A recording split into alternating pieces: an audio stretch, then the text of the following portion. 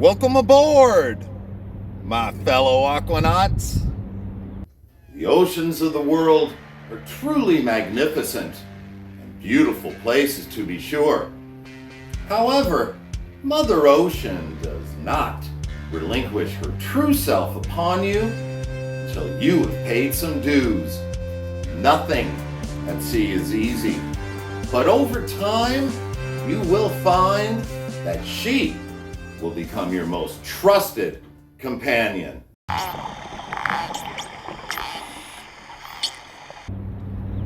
My name is Captain John, and this is Think Ocean.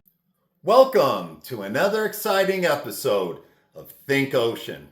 In this episode, we're going to see the big swell, the big waves that came into Hawaii the other day here in Kona. We're going to go to a beach called Magic Sands. You're going to see the bodyboarders and the body surfers just get pounded in the massive shore break. Then I'm going to explain to you why it's called Magic Sands. You're going to love that part.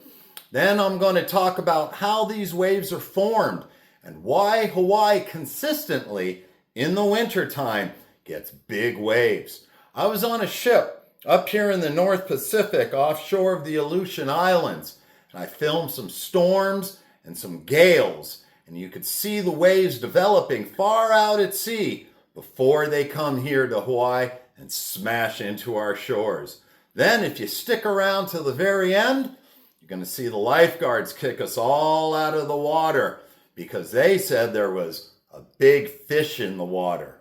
Now remember, folks, sharks are fish. You're not going to want to miss that part. If you haven't done so already, please subscribe to the channel. If you like this video, be sure to give it a thumbs up. All that really helps out a lot. And if you can, leave a comment and share the videos with others that are interested in the marine environment. Without further ado, let's go into the water and go surfing down at Magic Sands.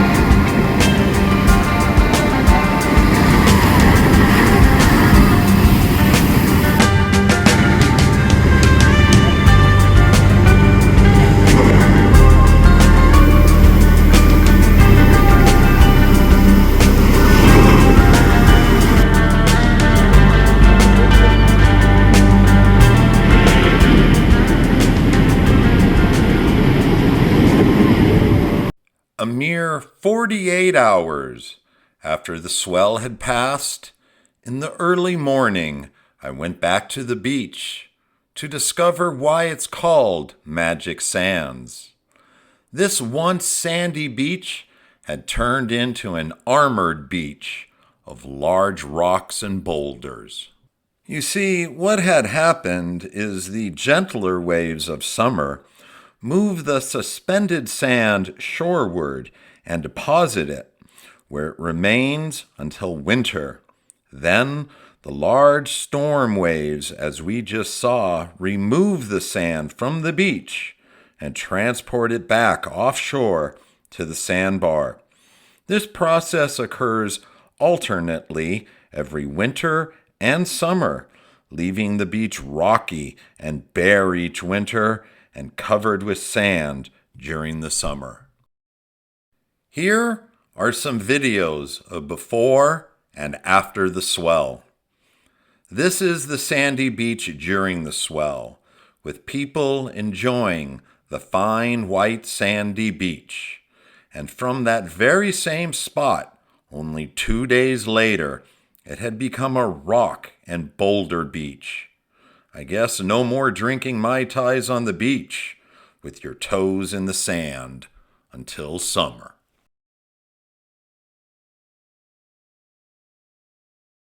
In this massive wave, you can see the sand moving offshore, and you can see the powerful motion of the wave churning as it heads towards the beach, devouring the sand with its mighty force. I estimate the sand removed during this first big winter swell of the season at over 300 tons, and the next big winter swell will remove even more. Some winters, the entire beach disappears all the way back to the lifeguard station, leaving only a sliver of sand for people to walk on.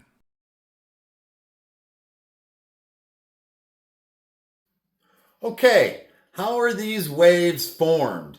In a single word, that is wind. From big, huge storms. The stronger the wind, the bigger the waves become.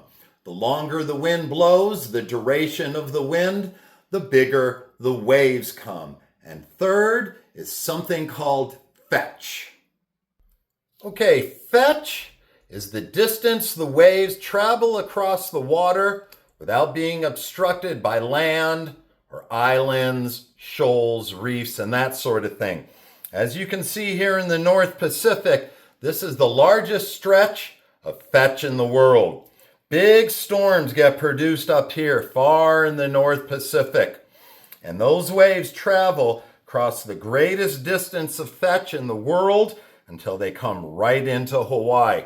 As the wave trains travel across all this stretch of fetch, the waves combine and they get faster and they get bigger until ultimately they come right here into Hawaii.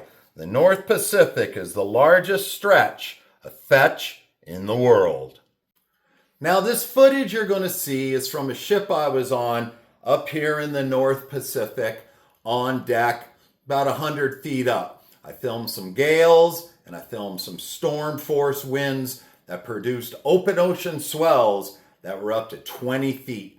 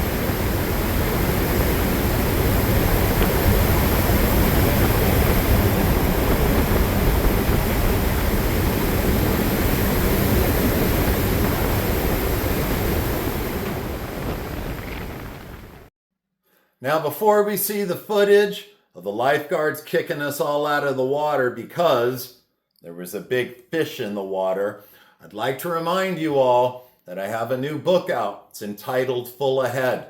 I also have a website. It's called WeThinkOcean.com. I'm going to leave a link in the description. Go there and you can purchase my book directly from there, and you can also see all the other videos that we have here on YouTube. Thanks a lot for watching, and as always, stay safe in the water. We got some Think Ocean news. We got a helicopter behind us here keeping an eye on a big tiger shark that's been cruising the Kona Coast. Lifeguards earlier while we were body surfing told everybody out of the water, big tiger shark out there. Keep safe, aloha. All right, everybody, I'm out here on the Kona Coast. That helicopter there is keeping an eye on a big tiger shark that's in the water there. They're right over the top of it. Been cruising the coast all morning. It's been a nuisance on the beaches. Earlier, me and my super hot girlfriend, Rochelle, were body surfing. The lifeguards told everybody out of the water was too unsafe. Big fish in the water, they said. Yeah, it's a big fish. Big fish gonna come and eat your ass. They know when we're watching, they know when we're not. You know, they know what it looks like above the surface of the water versus below, you know? And anytime we step in the ocean... No, it's really searching though. It's coming, it's really searching. The guy was kind of being